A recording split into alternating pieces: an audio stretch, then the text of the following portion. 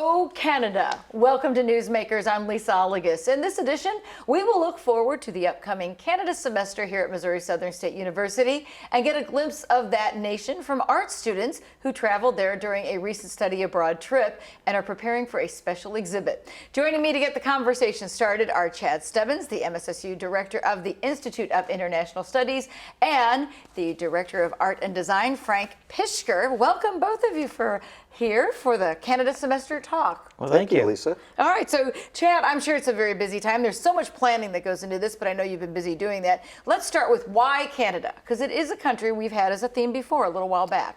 Right, we had a Canada semester 15 years ago in the fall of 2009, and it was actually one of my favorites. And what we learned was that Americans, despite the proximity to Canada, knew very little about their neighbor to the north. Okay. Few Americans can identify even a couple of the provinces, let alone all 10. And it was just, every time I go to Canada, every time I read about it, I find it such a delight. The people are so welcoming and polite, and Canada is such a huge trading partner of the United States. There's so much commercial traffic that passes between the two boundaries every day. The U.S. and Canada share the largest border in the world. You could go on and on. Yeah. Canada is worthy of study anytime you want to do it. Lots more to learn about Canada, even if you're doing it. And it was, what year was it that we did it before? 2009. 2009, so it's been a while. So new students. New students, new faculty, new community. Yeah. So what typically is the goal of each theme semester? Previously, there have been lectures, concerts, fun activities. What categories do you always check off when you're planning your events? Well, certainly we want to include something about the history, the politics, the current events. The culture is always very important. And the idea behind the theme semesters is that by the time a student graduates, he or she would have been exposed to 4 or 5 different countries and cultures. We put a lot of emphasis on our students studying abroad, but in reality, only a small percentage is able to take advantage of that opportunity. So with the theme semesters, we bring the world to the campus, and we try to inundate the students and the faculty and the community with information about that country to make them want to go there themselves. You bet. All right. So it usually kicks off with an art exhibit. That's going to be true this time. Frank, in our next segment, we're going to be talking with art students and instructors about their trip to Canada and the exhibit that kicks off the semester. Why is that a good way to get things started, seeing art and learning about it from that perspective? Well, one of the things that we really enjoy about it is it's a student-centered exhibition. So right away we're starting with, hey, students, you can be involved in these, as well as us bringing in other speakers and such. And really it also highlights the study abroad opportunities at Missouri Southern. So we think it's really important to kind of have that be up front and be the first thing. It's a short exhibition compared to the highlight one that we'll have for the semester, where we bring in a Canadian artist to exhibit for about a month in our gallery. So tell us about that. That will be a photo exhibit, right? It's going to be a photography exhibit. Paul Ziska is known for taking photographs all across the world. He's sort of considered an adventure photographer, so a lot of his photographs are out in the wild, places that are inaccessible or difficult to get to, and just amazing in their beauty. He's had clients like Apple Computer, Arc'teryx, the outdoor gear company, Panasonic, so all across the range of some high-end clients. He's written 8 books, and he's based out of Banff, Canada, which is in the North Canadian Rockies. And if you've ever been there, it's just the most amazing, beautiful place. And so some of the photographs will be glaciers, some of them will be sort of the North Arctic sort of zones, as well as just the vast Canadian wilderness. Yeah, that'll be an exciting exhibit to Yes, see. we're really excited about that. And will he be doing an artist talk? Yes, he'll be zooming in early September. I think it's the first Thursday of September, so I think it's the 3rd. And we're really excited to be able to have him engage with our community and with our students. So there's one other aspect of art. We have a collection of Inuit art. So talk to us about that and what defines Inuit art. Well, 15 years ago, when we had the first Canadian semester, our gallery exhibition was a collection of 15 sculptures that had been purchased by a MSSU faculty member, Mr. Mel Moser.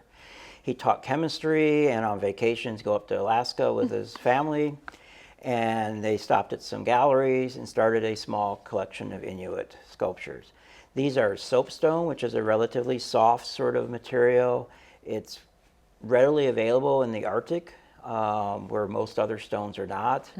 And so the Native American tribes up there, the Inuit peoples, this was sort of their way of storytelling, creating culture, and informing each other about things going on, as well as, hoping for a good hunt and those sorts of things. So that though collection though has grown, right? It has. From what it was last time we featured So it. we show the Moser collection, and when he passed away a few years ago, his sons bequeathed that entire collection to our care. And then recently we acquired 5 more Inuit sculptures from Dr. Richard and Mrs. Debbie Reed, who are a local dentist couple, and she is also a graduate of the art program here at Missouri Southern. Awesome. Yes. All right, so that'll be a fun thing to see Right. as well. And we're going to dedicate it so it's permanently on display here in Webster Hall on the 2nd floor near where the anthropology classes are taught. So one of the things that's really nice is we do these events, these semesters, and they're kind of gone. But every once in a while, we have one that kind of has a lasting legacy that's available every year for everyone coming to campus. That's awesome. We can all take it in And the see. Inuit collection will represent that for Canada. Excellent. That's great. Well, many of us connect culture to food, and we had a fun preview recently, Chad, that centered around potato chips. It was a tasting with university leaders. We were there, got some video. Let's talk about that and how that's going to be rolled into a plan for students. So, potato chips, why are they a big thing? So Canada has some unique potato chip flavors. Some hinge on the ketchup flavor, tangy ketchup, spicy ketchup.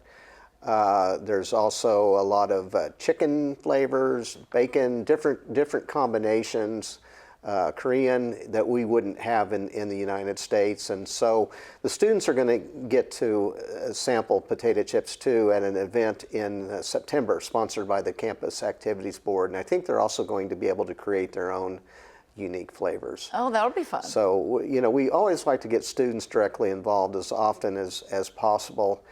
And then on Tuesday evening, September 10th, we're having a Taste of Canada. Our campus food service is preparing a meal with a Canadian theme that's open to the public. It's an all-you-can-eat.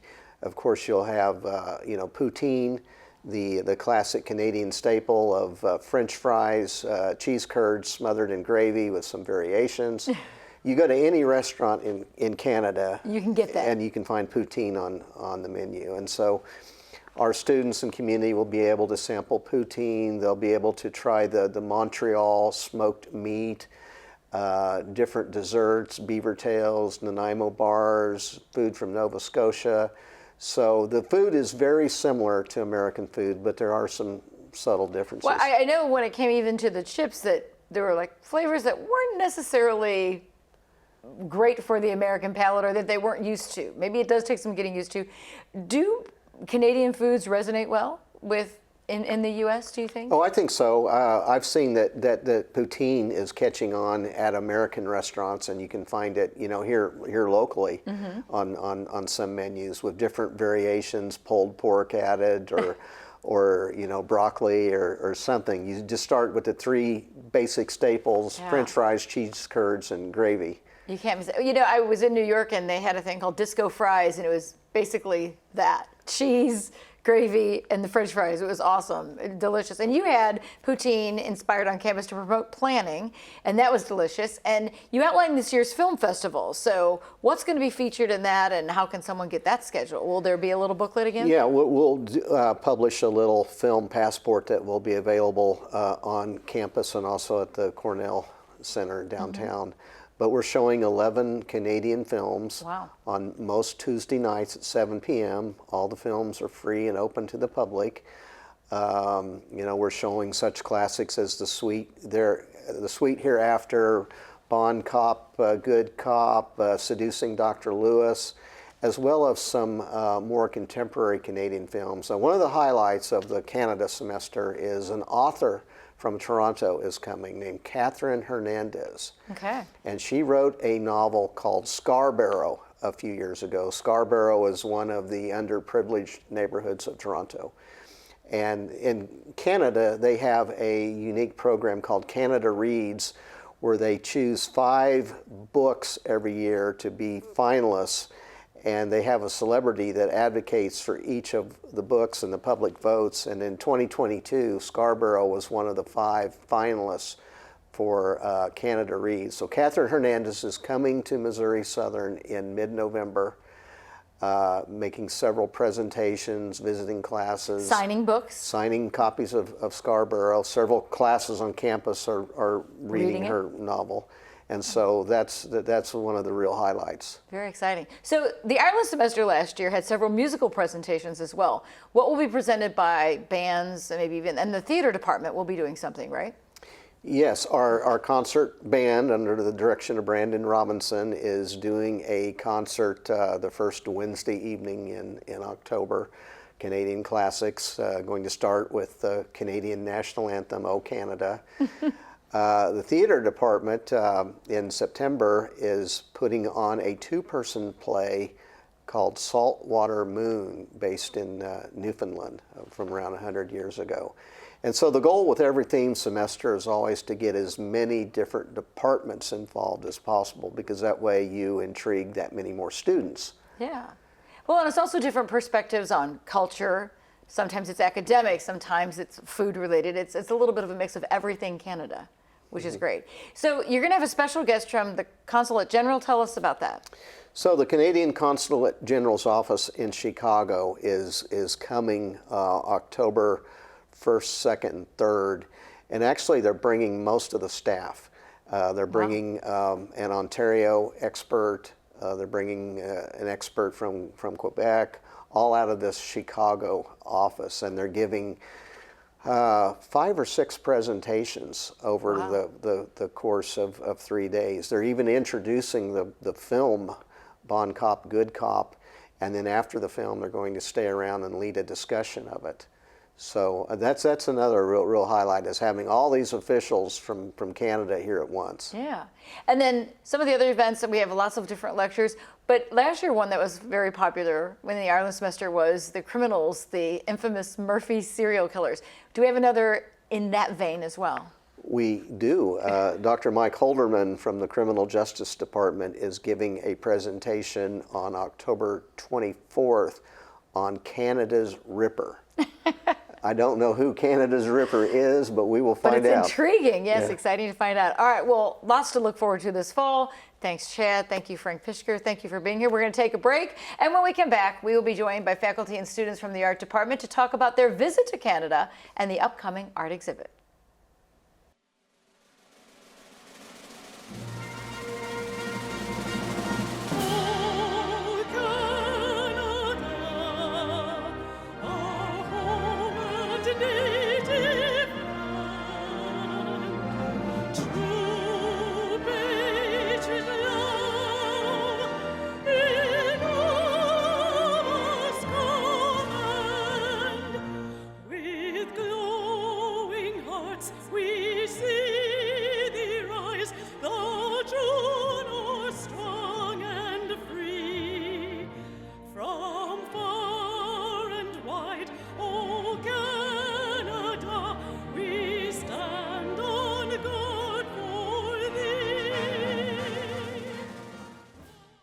Welcome back to Newsmakers. This past March, during spring break, art students traveled to Vancouver and Quebec for a study abroad class called Art and Place in Canada.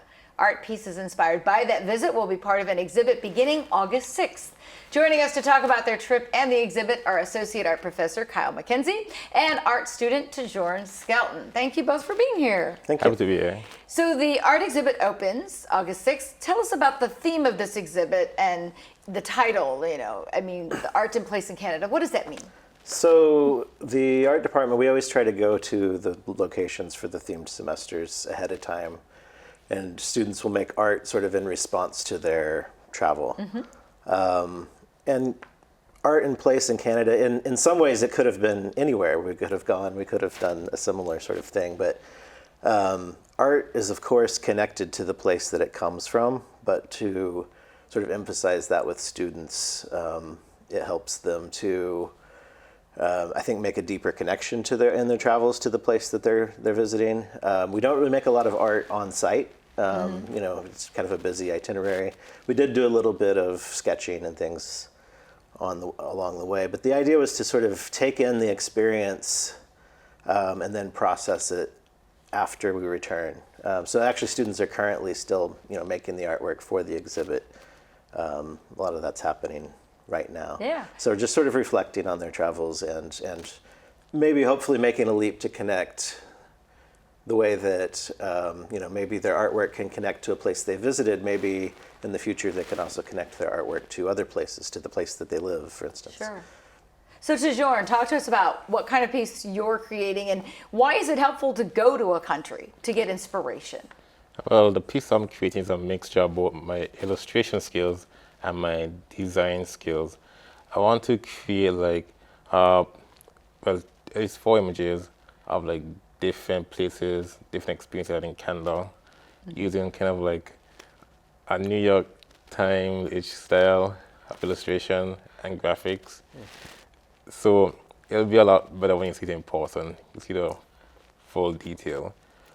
What I hope to represent is like the different cultures that I got to experience while I was there. Like when we stepped foot in Canada, I noticed like all native artwork and how they have that as at the forefront, and how they really like represent the first people, their culture, and how they try to like really like amend for the past. And I was found that really interesting while I was there, and how much museums were dedicated to like the first people, and like how much you can find a lot of the I can't treat my word. So part of like the Inuit culture Yeah, Inuit. or things Well, like that? the Inuit culture and the Haida Haida. were a group that we encountered a lot on the West Coast. Yeah.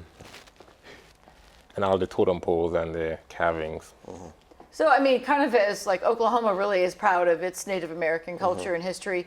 You found that right even when you arrived. Yes. What else? I mean, tell us where you went on this trip and where, what kind of inspirations you found. Well, the first place we went to was the falls. Oh yeah. Yeah, we traveled outside of Vancouver City, went to this to the waterfall, which is I don't know the name of the falls. It wasn't Niagara Falls, but Niagara it's Falls. another falls. Yeah, on the it's West another Coast. fall. Yeah, All through those coastal mountains. It Yeah. was just, it was really beautiful to get out of the city and kind of get a sense of the broader landscape of the place. A lot of natural nature inspiration. Yeah, really dramatic. I mean, that's what I remember from Vancouver was a really just dramatic change. You drive 20 minutes and you're in Yeah. a completely different world.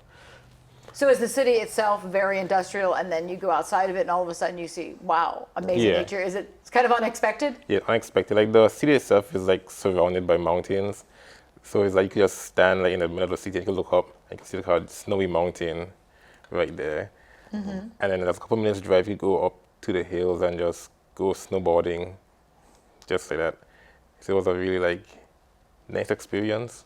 Just have all that nature around you, and you could just go to the city and the 2 different cultures, and that was like that very different feeling. Like just having like big contrast. After being exposed to that nature, is it easy to visualize? Like, oh wow, does it give you a strong memory, Yeah, a very strong memory. Yeah. So Kyle, is there some study that happens before they go on the trip, like how to process what you're seeing so that you do remember? There's some, yeah. It's sort of, the class is sort of obviously very densely centered around the trip itself, and then making the artwork afterwards. But we do some sort of preliminary study of the artwork from the place we're going. So we studied some Canadian artists, just studied kind of culture and history of the places, specific places we're heading to. Tell us about those places. I mean, you Yeah. had a couple museums, is that right? Yeah, there were some great museums. The cities that we visited were Vancouver and Montreal. Both cities have a really broad range of artwork. As Tijorin mentioned, in Canada, they've got a fairly similar history as far as their relation to the Indigenous people that were here. But one thing that's different, feels different there, is that they have really embraced sort of reconciliation efforts, and a lot of that is visible in the museums. The museums are really working hard to make sure that they're sort of including lots of different voices. So you do see some really kind of challenging exhibitions sometimes. There was, for instance, an exhibition in Montreal. Was that the McCord Stewart that we had the guided tour? And it was entirely historic objects that were created by some of the, I think it's 11 First Nations that were on the land that is currently Quebec Right. province. And they would, so there was this kind of historical exhibition of all these objects, functional artworks that were made from the past, but then they also had it was integrated with these video installations of contemporary people from those groups, doing sort of speaking about their experiences in the middle of the 20th century or their family members. Talking, a lot of it centered on sort of forced integration and the boarding schools that they were sort of forced into to try to kind of erase the cultures in a way. And that's something that's really interesting to see now, is how kind of mainstream the efforts to kind of bring those voices back into, the kind of national discussion. Yeah. I mean, it exposes some of the not so comfortable past. Yeah. Kind of like Flowers of the Killer Moon was talking about that period in Oklahoma that wasn't really Right. a very pleasant time for anyone. Yeah. I think it's interesting. And I think it's, especially living here so close to, Oklahoma, it is interesting. I think students, we talked about that a little bit on the trip, just the sort of parallels. And I think a lot of those conversations are starting to happen more regularly here, it feels Sure. like, as well. So what about Canada do you want to show people or have them feel through this exhibit? Jordan, what do you hope you show them through your art, or how they see other art? Well, first, there was an experience I had on one of the guided tours where we met this native guy, and he was giving a tour of Stanley Park. And he was telling us about how they made totem poles, about how they try to communicate with nature, and they try to let the nature speak to them, the nature would pick them to make the artwork. And they would, once they find the right tree, they would spend a lot of time carving it out until it represents their culture, and it's still one with nature. So I want to represent that in my work, or represent how they're connected to the land, and how the history is connected to the land, I want the same. So that's what I hope to represent. Yeah, I mean, a true connection to the pieces of art really reflect people very personally then, and that history personally. Yeah. What do you hope that the students can, show to those who might be visiting the gallery? Yeah, I think it's one of those that Canada's so huge, and so there's such a diverse range of it. And again, we only visited, we sort of intentionally visited West Coast and a snowy place. In March it's still snowy in Montreal. So I think hopefully I hope the students can just reflect their kind of personal experience of it. It's one of those things that there's no way to really capture Canada as a monolith. Right. But just the diversity of the landscape, the diversity of the culture, and I hope that again they can kind of connect it. I think some of the students might actually be showing photographs from the trip. Some will be interpreting that into other visual works, just ways of kind of trying to maybe just place the viewer kind of in the experience a So little bit. what types of work will be on display? Because I know last year there were sculpture, paintings. What can we expect to see? I know we'll see some photographs. I know there will be some paintings, probably quite a few paintings. Tejorn's working on illustration. This is a group that's a little different. You know, the trip is always open to art majors and non-art majors, and on this particular trip, it's a fairly small group and only 2 art majors. So a lot. So and they're doing great work. You know, a lot of the other people have some training and some background skill, but exhibiting artwork isn't maybe a thing that they're normally doing. Inclined to do, yeah. Which is great though, because it's sort of, you know, it's a little bit of a wild card, I guess. Right. They'll be open to it. Well, and you're seeing it through their eyes, so Yeah. it's going to be a unique perspective. Yeah.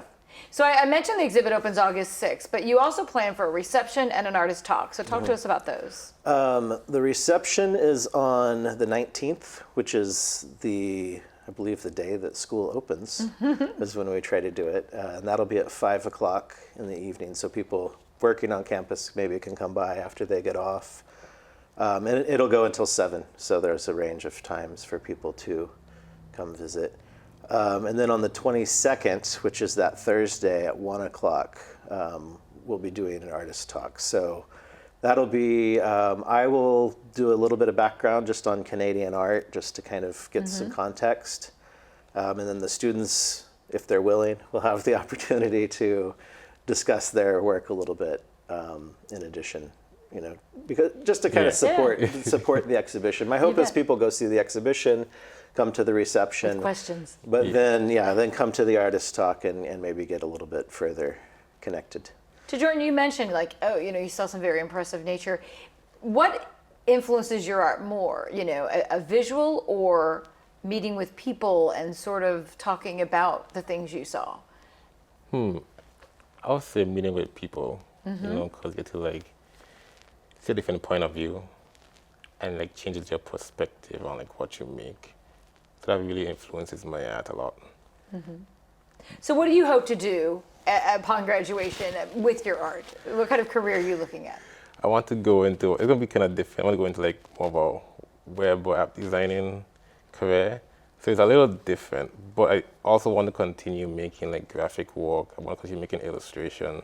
So it's kind of a lot of stuff I want to do. I don't have one specific goal, but mostly just web or apps. Yeah. Well, we wish you a good turnout at your exhibit Yeah, and thank the you. artist talk. Thank you both for sharing all this information with us. Yeah, thanks. And we hope you all will take advantage of all the learning opportunities provided by the Canada Semester. You can soon find the schedule online at www.mssu.edu/Canada or pick up a brochure in Webster Hall. Thanks to our guest and thank you for watching Newsmakers.